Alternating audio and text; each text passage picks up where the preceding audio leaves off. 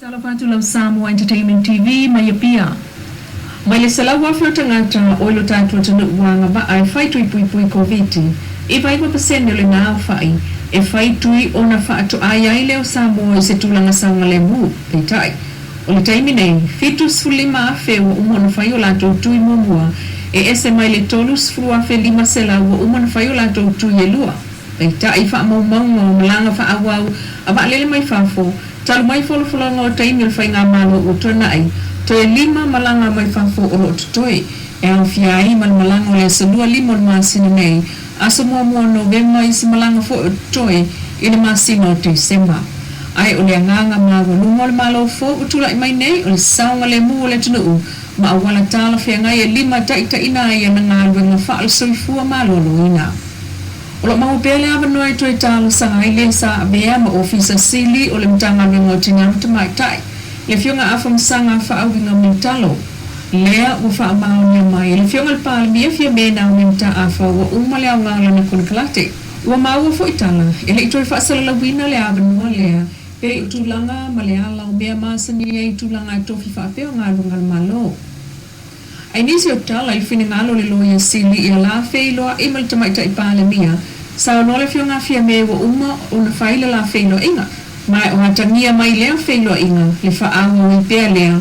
Ona so solo o le malo fo o le fas. Ile fa atino wana ngadwenga. Ia lau le tulafono e pei foi. Ona tanga iai ile tulanga o le loya sili. Olo o tali ai se la sanga o le mta uputo fa amsinoma ile va. O le vanga fa ufa ile fas ma le loya sili.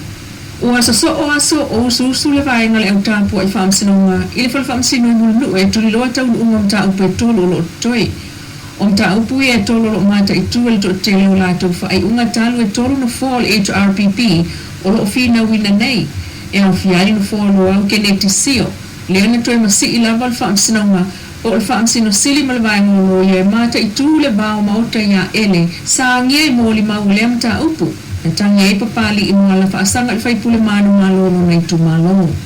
O le sino foa o fale alili ia fui mono te o sambuenu leana lu i vele tolu olo fui mono le sui faya ina al fas. Malano foa ana lofi na toe manu malo ai lava le alo to le foa fa afisi le fionga ai ono fa ese tanga ai lolo mtawa ma eseta ma ia tua ia ai ono i fai na fa tosina. Ono foa na e tolu le HRPP o tapo ia ne se taunu unga o le fai unga lea e ono vala awai i se taimila tamai. E sidi ele fansi fulu wafe lita kiso na pa ulia fa atasi male va al ngata i fale na fanua i sali no longa nestra wai. O yese polenga mol saunga le mol ngata i fale ya fianga wo o iaile na fanua mai ole so Tofi lea na fuafue au mai i faful sua umama. Ele be anel na fanua i sabai i ai ole aso fo ilea sa te tau una toi fo ia tua ila na ngā renga tau pui ngol ngata i fale. O se ngā renga wha awa o se fulua so sa whaiai ma wha uma i as frailo le vai aso tanuai. Sa awai uma lava i se fo i wa ngā tai whale atunu o Pasifika pe o Fiti, Tonga, le atu Kuki, Papua New Guinea, Solomona, ma Vanuatu. O se vaenga leo wa ai luos fulfar por kalamu so soani mol puipuinga ale mano Australia tatu i tulangi. Peita ina avel wha atawa na whanua mo moli mo leo sawai i pole so lulu taluai. Mole tau siol file mua o yeli HRPP no tele ui ina toi fo i mai le so sa la fai. Nto tali mai le HRPP upolu o mai maleo leo e tolu sfulu sa moli mo ngā ruenga pui. Ayo o mai inei o lo pa ulia laval na funua ia au tu sa male 2 kilomita sa sa e o le wafu sa le longa. O se vaenga o le misiona la vea ilea na sao non sui kom sina le sunga awa pa au le moitino e te tau na whaatino le Tofi e ala ile ave mua leo sua ukiso mai le maa. O whaia pea so isu enga i mafuanga ai le fo isaisi wa moli ai. Mai o sauno fo il palmia ele io atu lava se li poti atoa o le mea na tupu le na whanua. E o mai nei ele i molia lava se ave ta vale na afu ai wha lavelave wa mau ai so i fua tangata e tolua. O le tolua leo se vai ngā tangata na manunua matu le whanumai ma mani li wai. Sa noa le sunga awa pa au le sui kom sina o leo le tasi na maliu sa leo. Ai o leisi ave ta vale o lo ta fia pea ma leisi o tangata nai ta vale moto mftinga. Ai o lo whaia pea sa ilinga leo le whaale tonu ma lona mafua anga. O ta vale ia na feto ai na tupu leo sua lii ili whai ungol vai aso na te anei.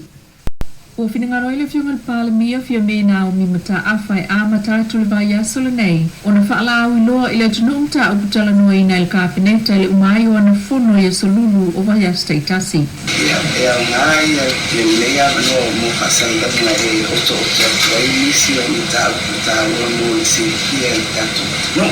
Na ia whaelo e lata il family o na Tala le tupe o whata tia mo ngaru e ngatele al malo. E pe o na lip tiane il komite o tau funga. E lua kon kalata o ngafa man fufuanga. Ai o tape nanga o paipa ai maise o whanua o lo o vai mo a ingata itasi mo ati nae. Mai e lua ni kon kalate e lata il family o na Tala. O le mukasi e tato kabineta mo inanga e na taua. E le whaelo maia po ai ngua kon kalate e lua o la maua ia ngaru e ngatele.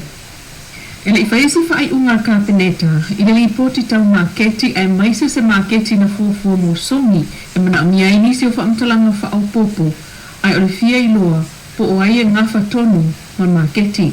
E mua le manino, ma le anu le ilu mai au la ngona manino fuafua ngal malo, po o fia e taatia iai. O le baenga lea o taui o whalabla me whaopasei, o le accident compensation, ia maritato whala tonga o le Samoa Land Corporation. Peita ele ave se ai le whaataua e au na ave i oloa e pei o mea tuto mea tau lima mai a. Na e sauno foi e umisi taimi o whelafua il kabineta i le maalele o le Samoa Airways pe o whaamalia ino su e o whaia ia e tūlanga e whaonga i le maalele lea. E tele ngā ruenga na whaatino le malo tanuai a se vaenga lea o lan saunuanga whaatau le maalele o le Samoa Airways.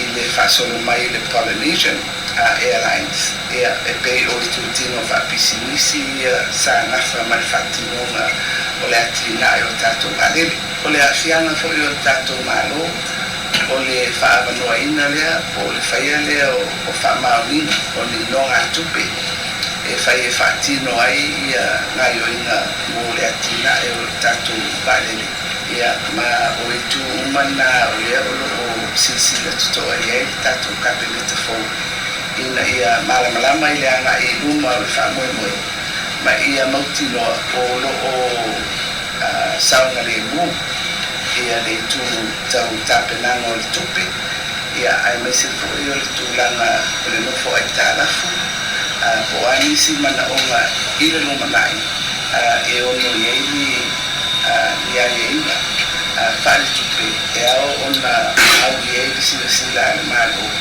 ia matapena fo iai o le terminela o lo o Australia le tatu balele dea e fatino ai al siaki Pe ana iai masifa ata whaapitoa CT scanner e mawhai ona whaini whai unga foma e whainga tōng whitinga sa nofia me o lo i tau a alwha moe a wana i tupu nei lo i tau o i tū i e whainga tai mai ave i whafo pe ale lava tupe ai whaftai ua tau matala mai le amanoe e watuai mai i whafo sa tau fia i le taimi o le wha mai COVID-19.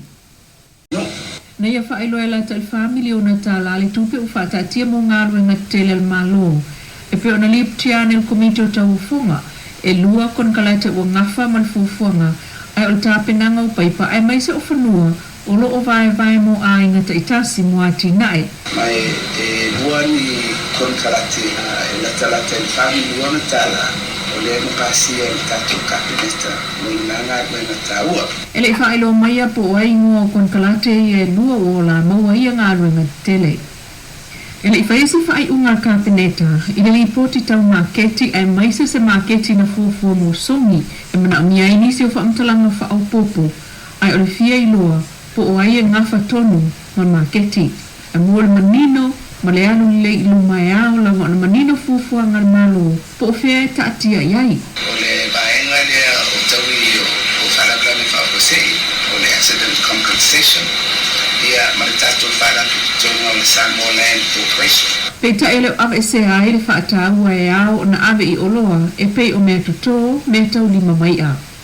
Na e sauno foi e umisi taimi o whelafua il kabineta i le maalele o le Samoa Airways pe o whaamalia ino su e o whaia ia e tūlanga e whaonga i le maalele lea e tele ngā ruenga na whaatino le malo tanuai Asa vaenga lea, ulan Samoa whaatau whanene le Samoa Airways. I le whaasolo mai le Polynesian Airlines e pei o tu tino whapisinisi sa ngafa mai whatinonga o le atina e o tātou malele. O le afianga fo i o tātou malo, o le whaavanoa ina lea, o le whaia lea o whaamaunina, o le nonga tupe. E whai e whaatino ai ia ngai o inga mo le atina e o tātou malele. Ia ma o e tu umana o lea o silsila tutoa ia i tātou kabinete fo. Ina ia malama i le anga e luma o le whaamoemoe.